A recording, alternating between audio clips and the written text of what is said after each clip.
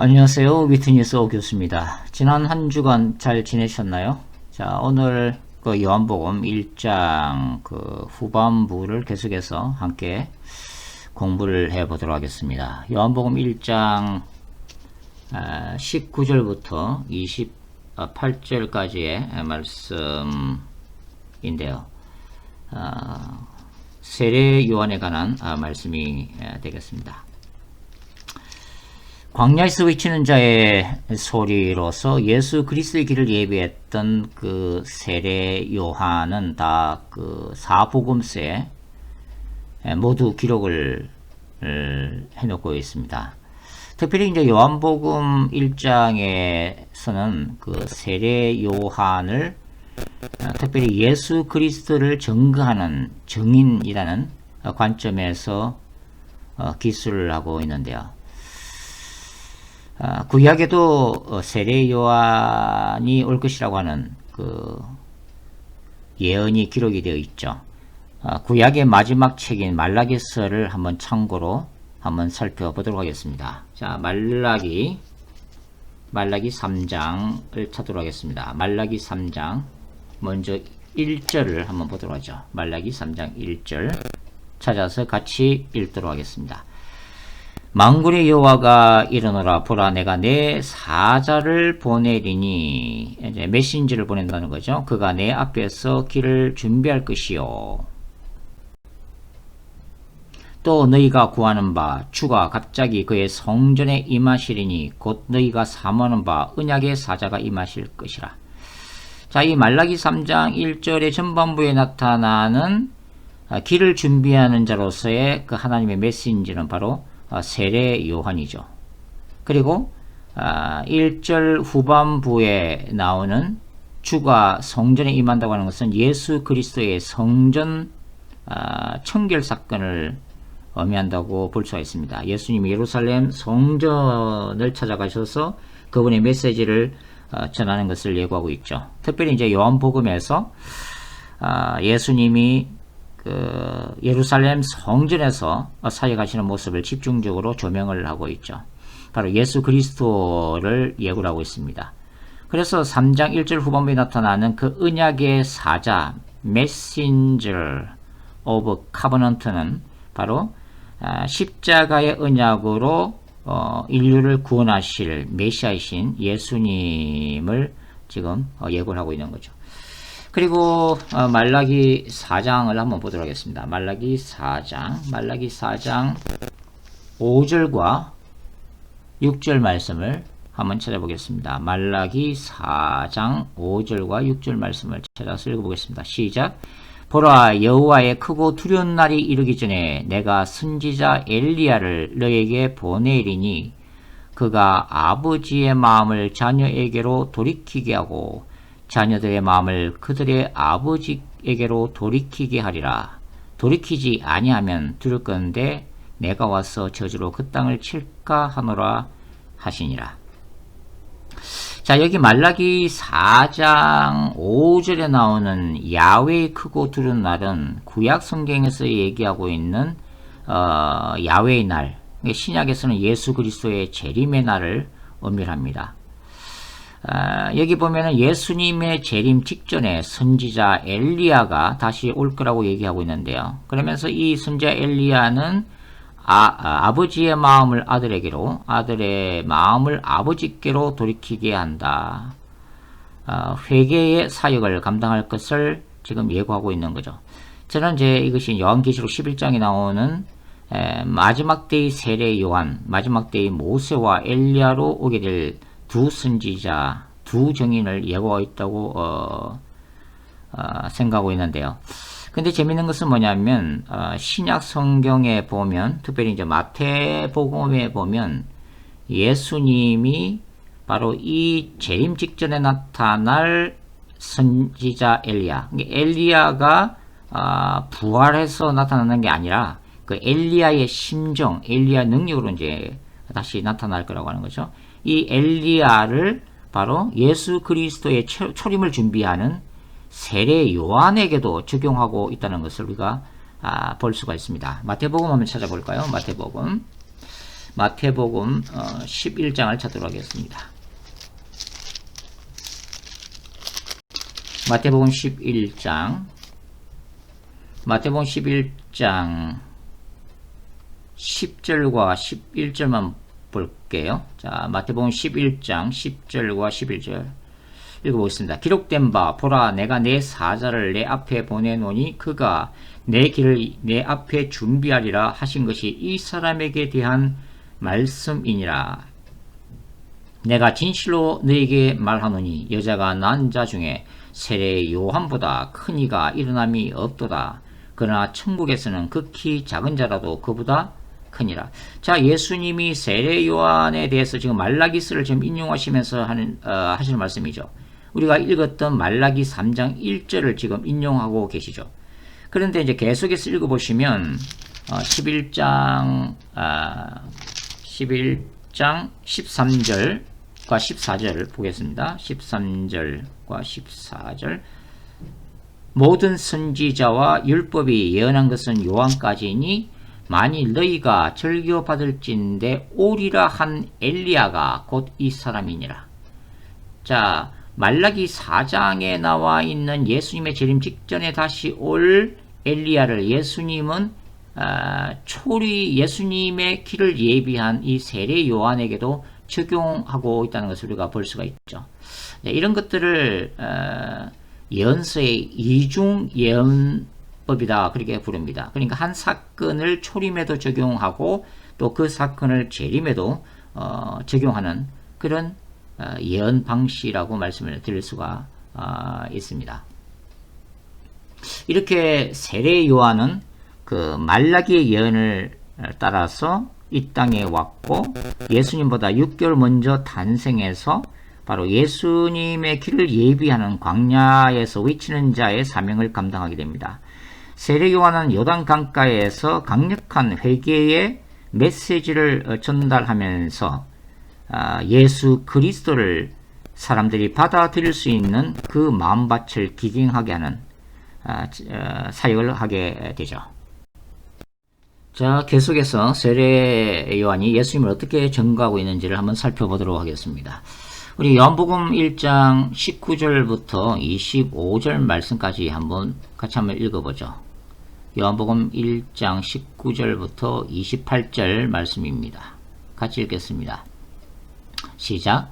유대인들이 예루살렘에서 제사장들과 레위인들을 요한에게 보내어 네가 누구냐 물을 때 요한의 증언이 이러하니라. 요한이 드러내어 말하고 숨기지 아니하니 드러내어 하는 말이 나는 그리스도가 아니라 한데 또 묻되 그러면 누구냐 네가 엘리야냐 이르되 나는 아니라 또 묻되 네가 그 선지자냐 대답하되 아니라 또 말하되 누구냐 우리를 보낸 이들에게 대답하게 하라. 너는 내게 대하여 무엇이라 하느냐 이르되 나는 선지자 이사야의 말과 같이 주의 길을 곱게 하라고 광야에서 외치는 자의 소리라 하니라.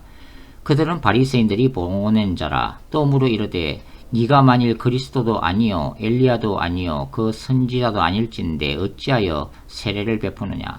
요한이 대답하되 나는 물로 세례를 베풀거니와 너희 가운데 너희가 알지 못하는 한 사람이 있었으니 곧 내 뒤에 오시는 그이라. 나는 그의 신발끈을 풀기도 감당하지 못하겠노라 하더라. 이 일은 요한이 세례 베풀던 곳 요단강 건너편 베다니에서 일어난 일이니라. 자, 그 요단강가에서 사역을 감당했던 세례 요한의 영향력이 점점 커지게 되니까 예루살렘에서 사람들이 파송이 되게 되죠. 바로 유대교의 종교 권력기관인 사네드린 공의에서 파견한 일종의 현지 조사단입니다. 이 사네드린 공의의 관심사는 세례 요한이 어떤 인물이길래 이렇게 민중들 사이에서 선풍적인 인기를 끌면서 회개 역사를 일으키고 있느냐 하는 것이었습니다. 그들의 관심사는 특별히 그가 일부 사람들이 얘기하는 것처럼 세례 요한이 구약에서 예언한 바로 그 메시아가 아닌가라고 하는 그런 의문에 대해서 진상을 파악하기 위한 목적이기도 했죠. 여기 21절과 22절에도 그들이 이렇게 묻고 있습니다. 네가 엘리야냐? 또 네가 그 선지자냐? 너는 도대체 누구냐? 라고 묻고 있죠. 여기서 이제 선지자는 신명기 18장 15절을 인용한 것인데요. 신명기 18장은 모세의 모압 평지 설교 중에서 모세가 전한 하나님이 이스라엘 중에서 모세 자신 같은 선지자 한 사람을 일으킬 것이라고 하는 바로 그 선지자를 의미를 하고 있습니다. 사실 이 사내들인 공의에는 여기 본문 24절에 보면 그들은 바리새인들이 보낸 자라고 특별히 요한이 기록하고 있는데요. 당시 사내들인 공의에는 제사장들을 중심으로 하는 사두개파와 서기관들을 중심으로 하는 바리새파 두 종파가 중심이 된 최고의 종교 의결기관이고 권력기관이었습니다. 그런데 여기 바리새인들이 보냈다고 하는 구절을 볼 때 우리는 특별히 이 바리새파가 사내들인 공의의 실권을 장악하고 있다는 것을 우리가 알 수가 있죠. 자, 세례 요한은 어떻게 말하고 있을까요? 세례 요한은 자신이 구약에서 예고하고 있는 그 메시아 그리스도가 아님을 분명히 밝히고 있습니다. 그리고 그는 자신이 이 땅에 보내진 사명, 바로 예수 그리스도에 대한 증인으로서의 역할을 감당하고 있음을 우리가 볼 수가 있죠. 26절과 27절 말씀인데요. 요한이 대답하되 나는 물로 세례를 베풀거니와 너희 가운데 너희가 알지 못하는 한 사람이 있었으니 곧 내 뒤에 오시는 그이라. 나는 그의 신발끈을 풀기도 감당하지 못하겠노라 하더라. 자, 세례 요한은 자신의 뒤에 한 사람이 일어날 것이고 바로 세례 요한 자신은 그분의 신발끈도 풀지 못할 미미한 존재임을 밝히고 있습니다. 이것이 이제 세례 요한이 증거하고 있는 정인으로서의 역할이라고 할 수 있죠. 자, 그 다음에 요한복음 1장 29절부터 우리가 살펴볼 텐데요.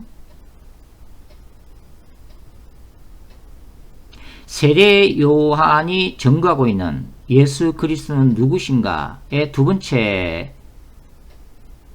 파트는 바로 29절에 나타나 있죠. 이튿날 요한이 예수께서 자기에게 나오심을 보고 이르되 보라 세상 죄를 지고 가는 하나님의 어린 양이로다.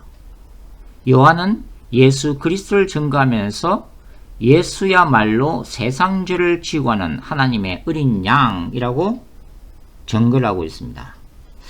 세상 죄를 지고 가는 하나님의 어린 양, 이것은 두 가지 개념이 결합된 것이라고 볼 수가 있죠. 첫 번째는 하나님의 어린 양이라고 하는 모티브입니다. 바로 이것은 출애굽 사건에서 나타나고 있죠. 이스라엘 백성들이 고센 땅에서 출애굽하기 전에 애굽의 마지막 10대 재앙, 장자들이 죽어 넘어지는 죽음의 천사가 애굽 땅을 뒤덮을 때에 하나님은 이스라엘 백성에게 어떤 지시를 하시죠?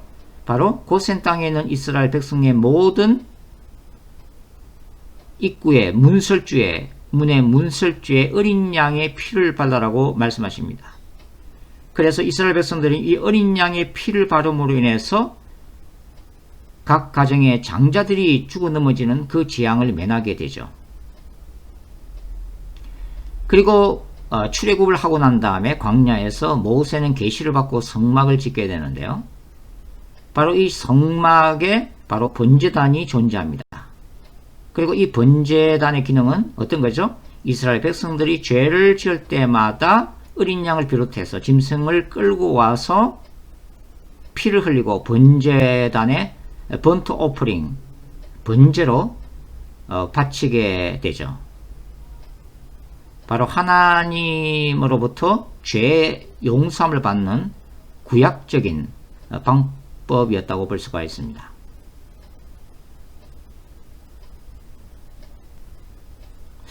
히브리서 9장과 10장에도 이 구약의 성막과 관련돼서 히브리서 기자가 설명을 하고 있는데요. 거기 보면은 오늘날의 신자들은 예수의 피를 힘입어 이제는 구약의 그 휘장, 하나님의 영광과 임재가 가득 차 있는 지성소로 들어가는 그 길을 막고 있는 그 찢겨진 휘장, 이 찢겨진 휘장은 예수님께서 십자가에서 찢으신 그리스도의 몸을 의미하죠. 그 찢어진 휘장을 젖히고 이제 지성소로 마음대로 들어갈 수 있는 새로운 시대가 열렸음을 선언하고 있습니다. 지성소는 구약에서 대제사장이 대속죄일날에만 들어갈 수 있었는데 이제는 예수 그리스도를 믿음으로 고백하는 모든 신자들은 이제 영적인 지성소, 즉 하나님의 임재 앞에 기도로 얼마든지 언제든지 나갈 수 있음을 말하고 있는 거죠.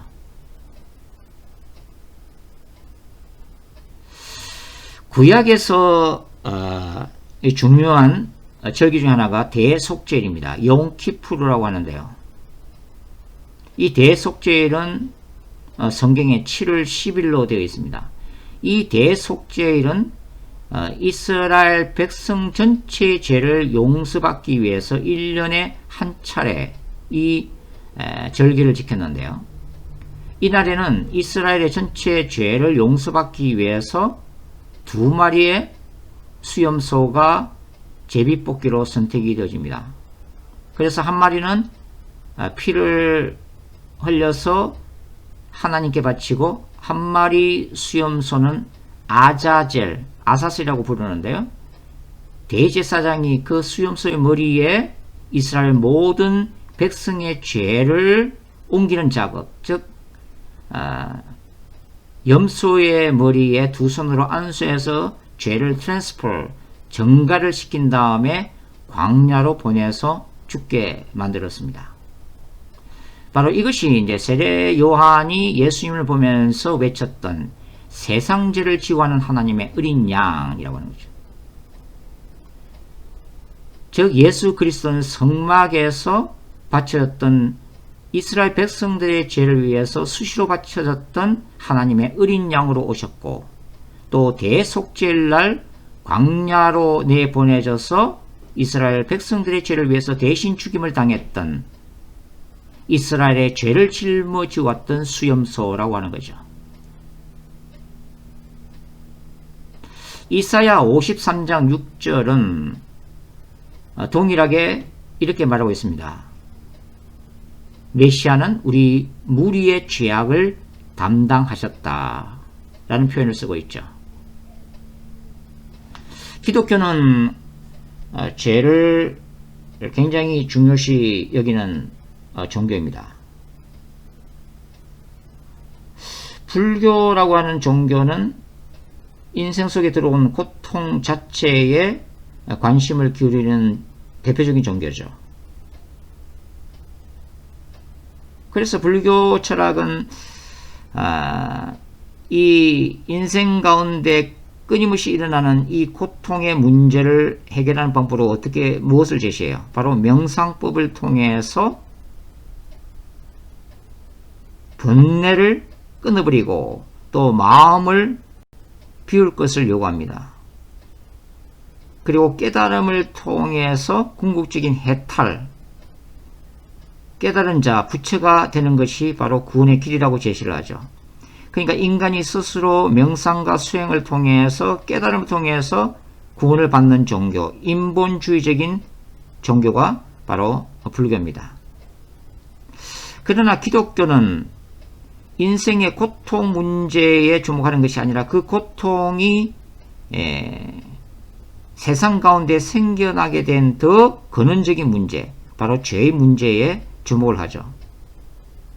아담과 하와가 하나님께 불순종함으로 인해서 죄가 들어오고 그 죄의 결과로 인생이 죽을 수밖에 없었고 인생 가운데 고통이 끊이지 않고 계속되어야만 하는 그 근본적인 원인인 죄의 문제, 즉 하나님과 인간 사이에서 하나님과 인간 사이를 가로막고 있는 장벽인 이 죄의 문제를 해결하는 데에 바로 구원이라고 하는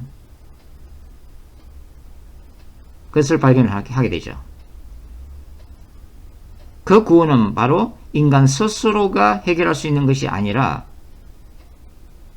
말씀이 육신이 되어 이 땅에 오신 예수 그리스도를 믿음으로 말미암아 예수 그리스도께서 우리 죄를 위하여 십자가에서 죽으셨고 그분이 부활하심으로 우리가 하나님에 대해서 영원한 생명을 회복하게 되었고 하나님과의 관계가 회복된과 동시에 사탄의 권세가 깨어졌음을 믿는 그 믿음을 통해서 뭘 받았다고요? 사도 바울에 따르면 칭의, 의롭다함을 받았다고 하는 것입니다. justification을 받았다고 하는 거죠.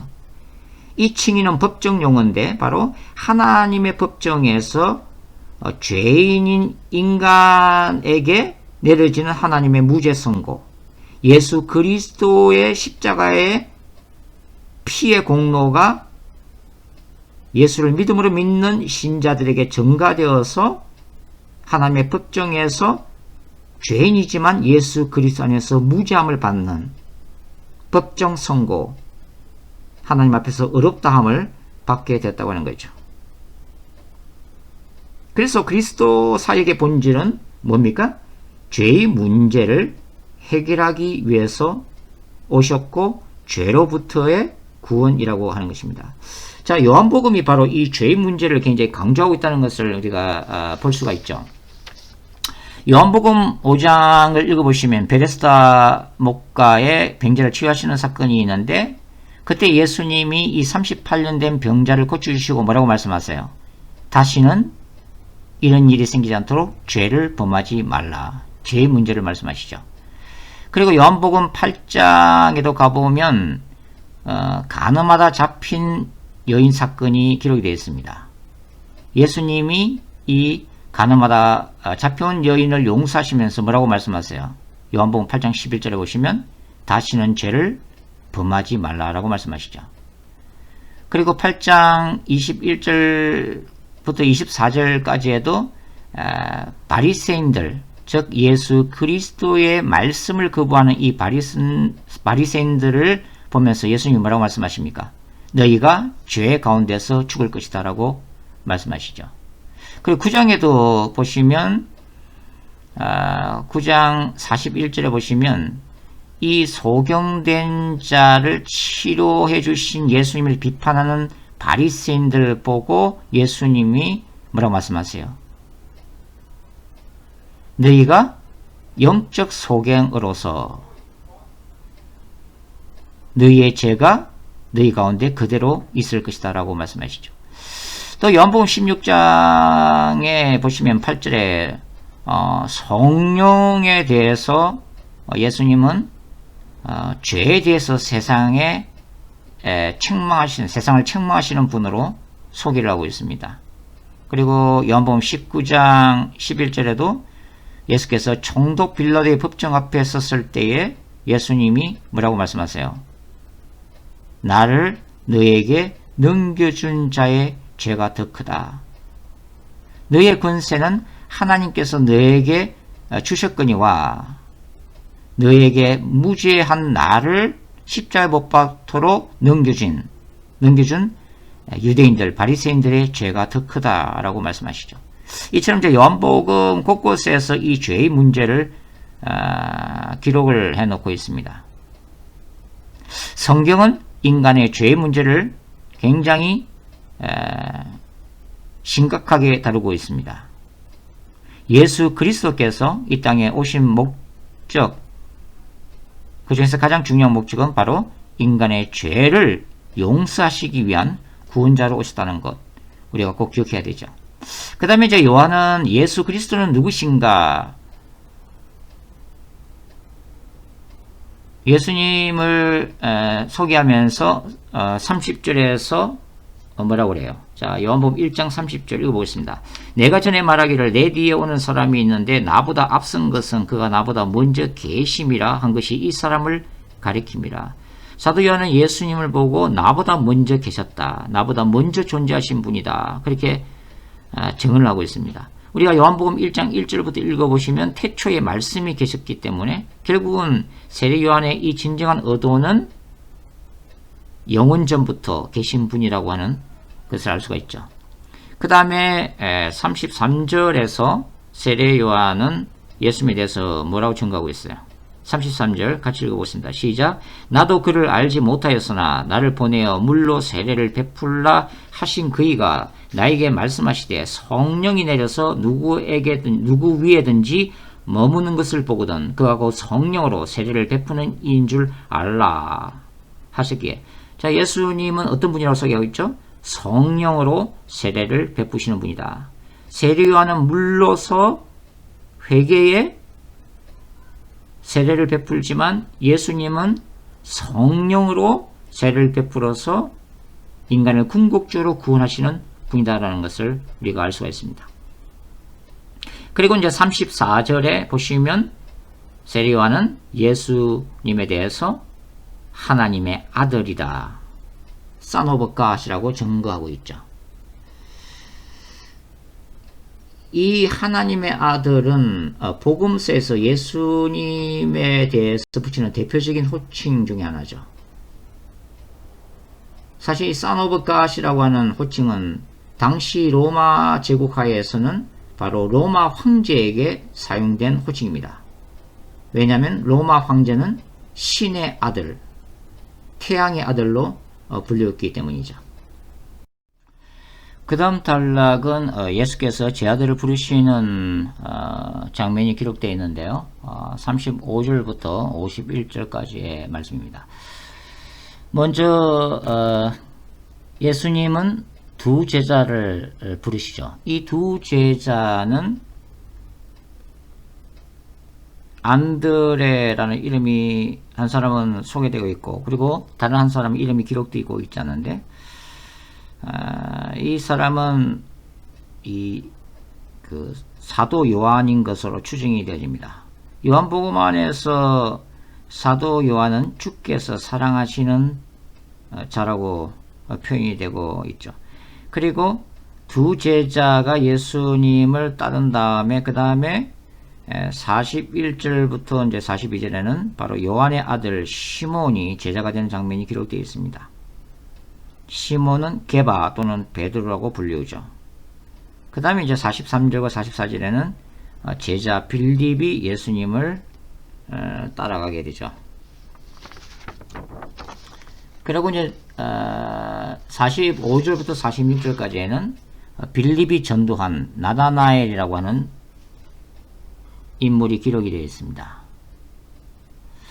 45절 한번 보죠. 45절 1장 45절 빌립이 나다나엘을 찾아 이르되 모세가 율법에 기록하였고 여러 선지자가 기록한 그 일을 우리가 만났으니 요셉의 아들 나사렛 예수니라. 자, 빌립이 나다나엘에게 이렇게 얘기한 것은 빌립은 물론 나다나엘도 이 모세가 율법에 기록했고 선지서에 기록한 메시아에 대해서 대단한 관심을 평소에 가지고 있었다는 것을 의미하고 있습니다. 그러나 여기에 대한 나다나엘의 반응은 뭐예요? 46절 나다나엘이 이르되 나사렛에서 무슨 선한 것이 날 수 있느냐? 나사렛에서 무슨 선한 것이 날 수 있느냐? 그 당시에 예루살렘이나 유대 지역에 비해서 상대적으로 멸시를 받았고 천대를 받았던 바로 갈릴리 지역, 그리고 보잘것없는 그 나사렛에 대한 사람들의 그 이미지를 얘기해주고 있는 거죠. 그때 빌립이 이렇게 얘기합니다. 와 보라, come and see. 그렇게 해서 나다나엘을 전도를 하게 되는데요. 재밌는 것은 나다나엘을 만났을 때 예수님이 나다나엘의 인격을 그분의 초자연적인 능력, 신적 능력으로 말씀하시는 장면이죠. 47절 예수께서 나다나엘이 자기에게 오는 것을 보시고 그를 가리켜 이르시되 보라 이는 참으로 이스라엘 사람이라 그 속에 간사한 것이 없도다. 나다나엘이라는 사람이 얼마나 그 안과 속이 일관성이 있는지, 그의 마음이 얼마나 하나님을 향해서 순수한 사람인지를 알 수 있는 대목입니다.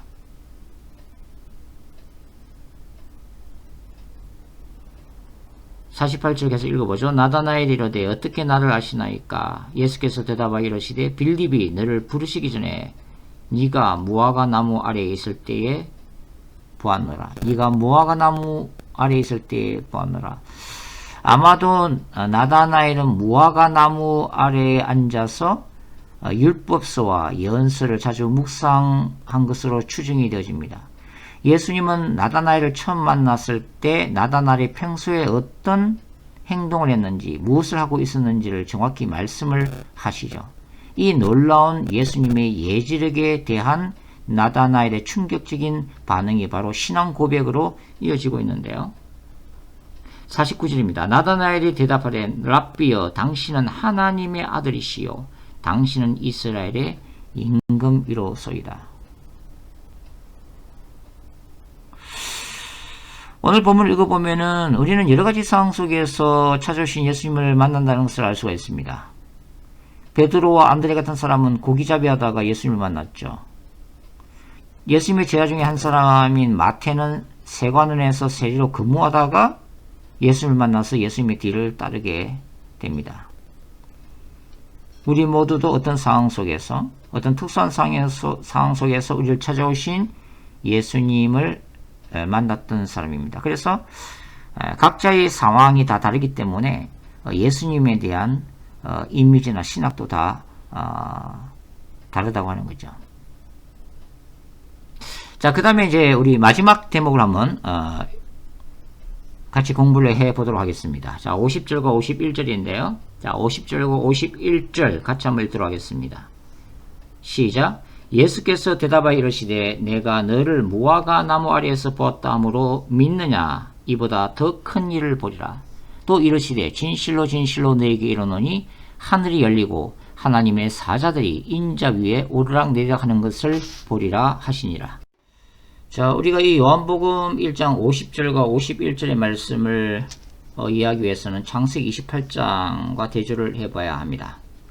창세기 28장은 야곱이 팥죽 한 그릇으로 형 에서를 속이고 또 아버지를 속이고 그 축복을 가르친 다음에 에서의 분노를 사게 되자 죽임을 당할까봐 외삼촌 라반의 집으로 도주하는 바로 그 노정에서 생긴 일을 기록하고 있죠. 창세기 28장을 한번 찾아보겠습니다. 창세기 28장을 한번 찾아보겠습니다. 창세기 28장 10절부터 한번 읽어보죠. 창세기 28장 10절부터 17절까지 한번 읽어보겠습니다. 자, 10절부터 읽겠습니다. 야곱이 브엘세바에서 떠나 하란으로 향하여 가더니 한 곳에 이르러는 해가 진지라 거기서 유숙하려고 그곳에 한 돌을 가져다가 베개로 삼고 거기 누워 자더니 꿈에 본적 사닥다리가 땅 위에 서 있는데 그 꼭대기가 하늘에 닿았고 또 본적 하나님의 사자들이 그 위에서 오르락내리락하고 또 본적 여호와께서 그 위에 서서 이르시되 나는 여호와니 너의 조부 아브라함의 하나님이요 이삭의 하나님이라. 내가 누워있는 땅을 내가 너와 내 자손에게 주리니 네 자손이 땅의 티끌같이 되어 네가 서쪽과 동쪽과 북쪽과 남쪽으로 퍼져나갈지며 땅의 모든 족속이 너와 내 자손으로 말미암아 복을 받으리라. 15절 내가 너와 함께 있어 네가 어디로 가든지 너를 지키며 너를 이끌어 이 땅으로 돌아오게 할지라. 내가 네게 허락한 것을 다 이루기까지 너를 떠나지 아니하리라 하신지라. 야곱이 잠이 깨어 이르되 여호와께서 과연 여기 계시거늘 내가 알지 못하였도다. 이에 두려워하여 이르되 두렵도다. 이곳이여 이것은 다름 아닌 하나님의 집이요 이는 하늘의 문이로다 하고. 자, 여기 창세기 28장에 기록이 된 내용은 야곱이 꿈을 꾸었고 그 꿈에 보니까 하늘에 하나님이 계시고 그 다음에 땅과 하늘을 잇는 사닥다리가 있는데 그 사닥다리 위를 천사들이 오르락 내리락 하는 꿈을 꾸면서 하나님으로부터 이제 축복을 받고 있는 그런 내용입니다. 이 창세기 28장과 이제 요한복음 1장 51절을 한번 비교를 해보면, 자, 하나님이 계신 하늘과 땅을 사닥다리가 연결시켜주고 있고 그 사닥다리 위를 천사들이 오르락 내리락 하고 있는 것이 창세기 28장이라면 예수님은 이 창세기 28장을 인용하시면서 어떻게 바꾸고 계세요? 바로 하늘과 땅을 잇는 그 사닥다리를 바로 예수님 자신으로 바꾸고 계시죠. 그리고 그 예수님 위를 천사들이 오르락 내리락 하면서 수종을 들게 될 거라고 하는 것입니다. 하늘과 땅을 잇는 사닥다리가 바로 예수님 자신이다라고 하는 놀라운 선언입니다.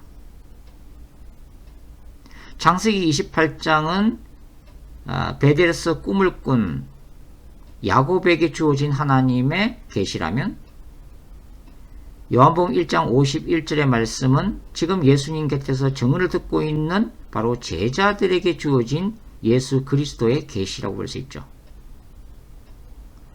창세기 28장에서 야곱은 바로 하나님의 계시를 받았던 곳을 하늘로 들어가는 입구면서 하늘의 문이라고 표현을 하고 있는데 요한복음 1장 51절에서 예수님은 바로 하늘이 열리고 라고 동일하게 표현을 하고 계십니다. 창세기 28장은 야곱이 받게 될 물질적인 축복이라고 한다면 요한복음 1장 51절은 제자들과 또 예수 그리스도를 믿는 모든 이들에게 임하는 영적인 축복이라고 말씀을 드릴 수가 있습니다. 자, 하늘과 땅을 이제는 구약의 사닥다리 되신 예수님이 이제는 연결하고 있다 하는 것은 몇 가지 중요한 의미를 우리에게 주고 있죠. 그것은 예수님은 하늘과 땅을 연결하시는 유일한 중보자라고 하는 것입니다. 이것을 제사 측면에서 가장 잘 표현하고 있는 책이 바로 신약의 히브리서죠. 히브리서는 예수께서 영적인 대제사장으로 오셔서 하늘의 하나님과 구원받아야 될 이 땅의 죄인들을 연결하시는 그분 자신을 속죄 제물로 드리심으로 인해서 양자를 연결시키는 대제사장이시다라는 것을 잘 설명을 해주고 있습니다. 동시에 하늘과 땅을 연결하시는 유일한 사닥다리 되신 예수님은 바로 하늘과 땅의 모든 권세를 부여받으신 신적 왕이라는 것도 우리가 알 수가 있다고 하는 거죠. 예수님은 자신을 소개할 때 하늘로부터 오신 분, 하늘 아버지께서 자신을 보내시다라는 것을 자주 소개하고 있다는 말씀을 드렸는데요. 이 하늘로부터 오신 분으로서의 그리스도는 우리가 예수님을 이해할 수 있는 예수님의 정체성 중에 하나입니다. 그것은 하늘로부터 오셨기 때문에 그분은 신적 권세를 가지고 계신다는 것이고, 하늘로부터 오셨기 때문에 하늘의 진리를 소유하신 분이라는 의미고, 하늘로부터 오셨기 때문에 그분은 성부 하나님과 하나 되시는 성자이심을 알 수가 있고, 하늘로부터 오셨기 때문에 궁극적으로는 예수님은 하늘로 돌아가셔야 된다고 하는 거죠. 아버지께로 돌아가셔야 된다. 그래서 요한복음 14장에는 예수님은 아버지께로 돌아가실 때, 즉 십자가의 죽으심과 부활과 성천 사건을 예고를 하고 계시는 것을 우리가 볼 수가 있죠. 예수께서 땅을 연결하심으로, 하늘과 땅을 연결하심으로 이제 말씀이 인간의 육신을 입고 이 땅에 오셨음을 우리가 알 수가 있습니다. 예수님은 제 아들에게 이보다 더 큰 일을 볼 것이다 라고 말씀을 하고 계시는데요. 이보다 더 큰 일, 바로 그 이보다 더 큰 일이라는 것은 바로 51절에 나오는 하늘과 땅을 잇는 유일한 중보자로서의 예수님의 권세와 사역을 목격하게 될 것이라는 의미죠. 이것은 요한복음 전체로 보면 요한복음에서 소개하는 7개의 표적을 통해서 예수께서 하나님의 영광스러운 아들이라는 것을 보게 될 거라고 하는 거죠. 그리고 십자가에 죽으시고 예수께서 부활하심으로 인해서 그 영광을 제 아들이 보게 될 것이라는 의미이기도 합니다. 그리고 이제 가까운 문맥으로 볼 때는 바로 이제 요한복음 2장에서 시작되는 첫 번째 표적인 가나 혼인잔치의 기적을 제 아들이 목격하게 될 것이라고 하는 암시로도 볼 수가 있습니다. 왜냐하면 가나 혼인잔치에서 물을 배나여 포도주로 만드는 사건은 뭐예요? 하늘과 땅을 연결하시는 유일한 중보자이신 예수님이 바로 천사들을 통해서 일으키는 첫 번째 표적이기 때문입니다.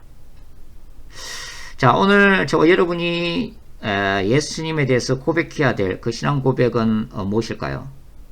세례 요한이 예수님을 소개할 때에 뭐라고 소개를 하셨다고요? 우리는 예수님의 신들매를 풀기도 감당하지 못할 자다. 그분은 신적인 능력과 신성을 가지신 하나님이라고 하는 것입니다. 그리고 예수님은 세상 죄를 지고 하는 하나님의 어린 양이라고 하는 거죠. 바로 저와 여러분의 죄를 짊어지고 가실 유일한 구원자이심을 우리가 알 수가 있습니다. 그리고 예수님은 성령으로 세례를 주시는 분이에요. 성령 하나님을 우리에게 보내주시는 분.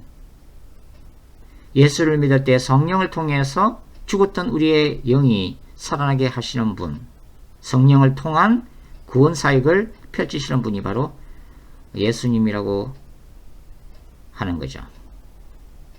그분은 하나님의 아들이시라고 하는 것입니다. 하나님과 동등되지만 겸손함으로 이 땅에 내려오신 분, 그분이 바로 하나님의 아들이십니다. 예수 그리스도를 우리의 삶의 왕, 우리를 구원하신 구원자로 믿는 그 놀라운 축복이 여러가지 문제로 세상에서 힘든 삶을 살아가는 저와 여러분에게도 이 어려움을 이길 수 있는 능력으로 와닿기를 바랍니다. 다음 시간에 또 만나서 계속 공부를 하도록 하겠습니다. 감사합니다.